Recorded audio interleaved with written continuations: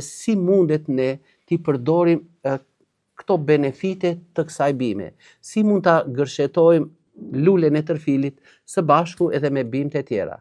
Le të marrim një rast të parë. Për shembull, për të patur përqetësimin e çrregullimeve hormonale apo në menopauzë, apo në rastet e dhimbjeve të forta të ciklit menstrual, mund të veprojmë në këtë mënyrë. Afërsisht në 1 litër ujë.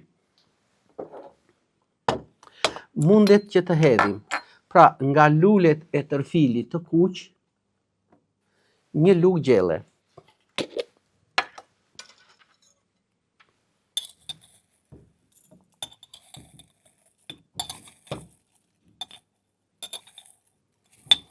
Këto janë të thara.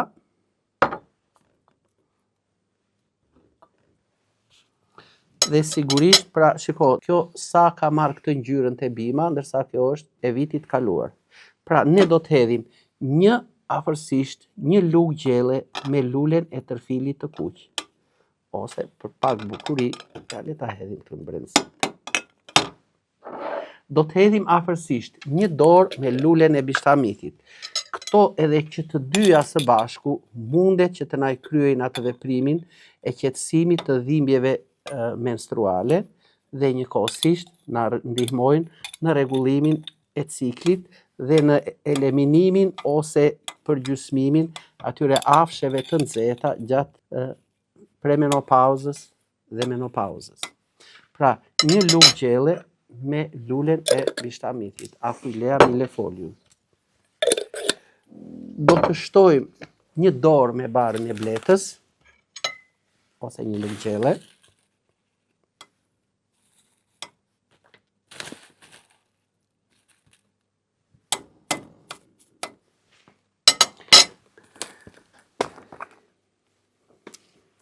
Dhe pak sherebel. Edhe bima e sherebelës është me të vërtet një mikeshe mirë e femrave.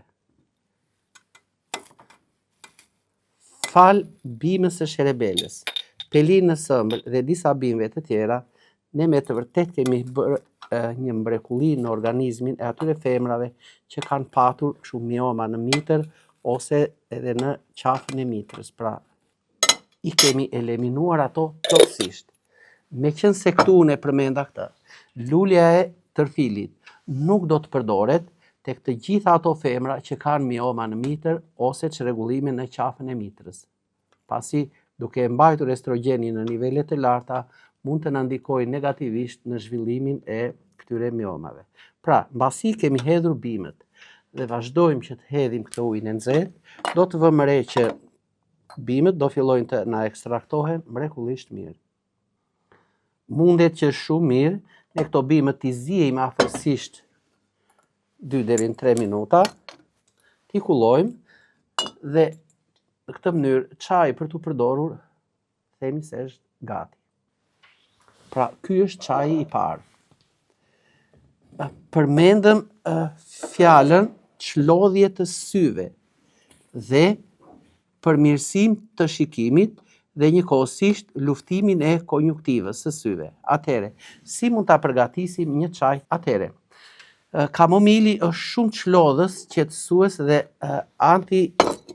një dezinfektant i mrekullueshëm i këtyre infeksioneve që mund të ndodhen ose te konjunktiva e syrit ose edhe le të themi në brendësi të tyre që na jep hera herës një skuqje të lehtë. Atëre, çfarë mund të bëjmë? Mbushim 1 lugë gjelle kamomil plot, hedhim në të lulet të tërfilit afërsisht 1 lugë gjelle. Ja, për bukuri le ta hedhim edhe një këtu poshtë.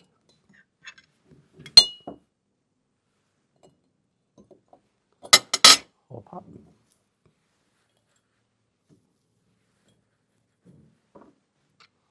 Dhe shtojmë përsëri edhe 1 lugë gjelle nga çaji gjelbër green tea. Ky i fundit na ndihmon më së miri në përmirësimin e qarkullimit të gjakut.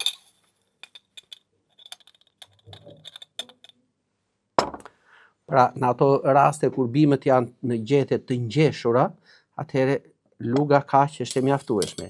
Në rastin si bari i bletës, kur ato janë të hapura, mund të hedhim edhe 1 lugë e gjysmë ose edhe 2. Atëherë, mbasi kemi bërë këtë veprim, shtojmë tek bimët ujin e nxehtë. Dhe do ta lëmë kështu 10 deri në 15 minuta. Mandej, çajin e marrim, e kullojmë. Mbas 15 minutash, bëjmë kullimin e çajit, e hedhim në një pjatë, marrim një garzë të pastër, e lagim me çajin e ngrohtë dhe e vendosim mbi sy. E lëm 2 minuta, e heqim garzën përsëri, e vendosim këtu tek ky çaj i ngrohtë dhe këtë veprim e përsërisim 5 deri në 6 herë, duke i lënë ato garzat mbi sy 2 deri në 3 minuta. Pra, që të dyja këto do vazhdojnë që të ekstraktohen dhe çaji do të marrë me të vërtetë atë ngjyrën e një mjalti të këndshëm të livadeve. Ja. Një çaj për pastrimin e arterieve. Atëre, marrim murrizin e Crataegus monogynia ose atë një bërthamor, një dorë me bimën. Marrim një dorë me lulen e tërfilit. Mund të shtojmë në të dhe një dorë me mollë të egra dhe kemi përgatitur në këtë mënyrë një çaj të mrekullueshëm për pastrimin e arterieve, të qarkullimit të gjakut dhe për stabilizimin e tensionit. Nëse kemi një dizanteri që hera herës ajo harrin deri në një bezdisje të trupit dhe si thuash edhe në një rënje të peshës trupore, atëherë mund të veprojmë në këtë mënyrë. Marrim afërsisht në një enë, hedhim 1 litër ujë. Do të shtojmë në të një dorë me barin e majasillit, një dorë nga lulet e tërfilit të kuq, një lugë gjelle rigon pasi është rrudhosës shumë i mirë, pra fal atyre tanineve që ka rigoni, do të shtojmë edhe 2 deri në 3 fije të lules së basanit, Hypericum perforatum.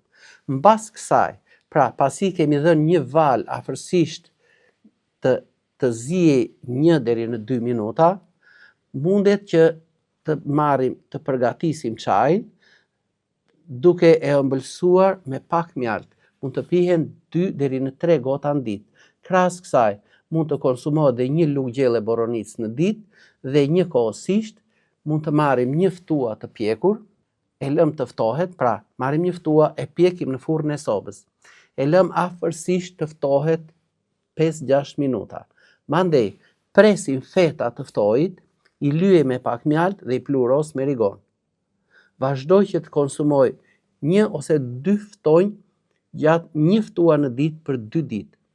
Gjatë kësaj kohe është mirë të konsumojmë 2 deri në 3 gota çaj nga kjo që neve përgatitëm këtu për dizanterin, pra me barin e majasillit, me rigonin, me lulen e basanit dhe me tërfilin, dhe duke konsumuar 1 lugë gjelle borovicë.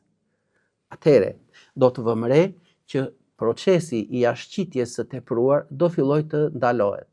Ne kemi pat raste edhe 18 herë duke defekuar gjatë ditës, edhe më shumë, edhe 5-6 herë gjatë ditës, brenda 2-3 ditëve, ky proces është zgjidhur më së miri. Le të vazhdoj më tutje. Lulet e tërfilit, po kështu edhe gjethet e tij, janë të mrekullueshme në drejtim të qetësimit të lëkurave të irrituara dhe sidomos kur ato kanë ekzem, psoriazis, puçra e të tjera. Si mund të veprojmë në këto raste? Do të marrim afërsisht 1 dorë tërfil të kuq nga bimët, le të ketë edhe herb, nuk ka asnjë problem, pra e mbushim kështu, 1 dorë të plotë. Hedhim në të 1 dorë me lëvoren e fshikokarthit. Do të hedhim në të 1 dorë me lëvoren e shelgut të bardhë, Salix alba, dhe 1 dorë me barin e majasillit. Që të gjitha këto janë të mrekullueshme edhe për largimin e toksinave nga trupi, por edhe për të qetësuar lëkurën e irrituar. Lajm trupin 2 herë në ditë me çajin, duke shtuar në 1 gotë çaj 1 lugë kafe sot buke, si një dezinfektant më të mirë, ndoshta edhe pak krip të zezë. Mbasi thahet çaj, vendosim 1 krem që të jetë qetësues, ndoshta ndonjë krem puçrash ose ndonjë vaj bimor që mund ta kemi në kushtet e shtëpisë. Kompresat për syt që unë i shpjegova mund të përdoren 10 deri në 12 ditë, ndërsa çajrat e tjera mund të përdoren edhe më gjatë. Për njerëzit që kanë dalë rishtas nga një operacion dhe ndjejnë atë këputjen trupore. Do t'ishte shumë mirë që nëse kanë këtë lulen e tërfilit të kuq dhe mund ta përdorin afërsisht 1-2 gota në ditë, është mirë ta përdorin ose me mjaltin shumë lulësh, ose më i mirë për ta do t'jetë mjalti i melatës, ai që populli e quan mjalti i mënjes. Pra nuk është mjalt nga lulet, por nga disa mbetje insektesh që bletët e mbledhin mbi sipërfaqet e atyre gjetheve që po ta shikojmë pemën nga lart, ajo ka marrë një shkëlqim si xham mbi të, dhe po ta marrim gjethen, do të vini re që aty ka plot insekte të ndryshme. Aty shkon bleta dhe mbledh ato 4 mikroelementet më të dobishëm për trupin e njeriut. Kjo ishte një bimë më se e njohur për të gjithë. Ne thjesht vetëm shtuam në kujtesën tuaj ato fitokimikate shumë të domosdoshme, shumë të dobishme për trupin e njeriut, dhe njëkohësisht ku mund të përdoret kjo bimë më gjerësisht për të na ndihmuar për një shëndet më të plot të trupit tonë. Faleminderit për vëmendjen që treguat në ndjekjen e emisionit. Mirupafshim në emisionin e radhës tjetër.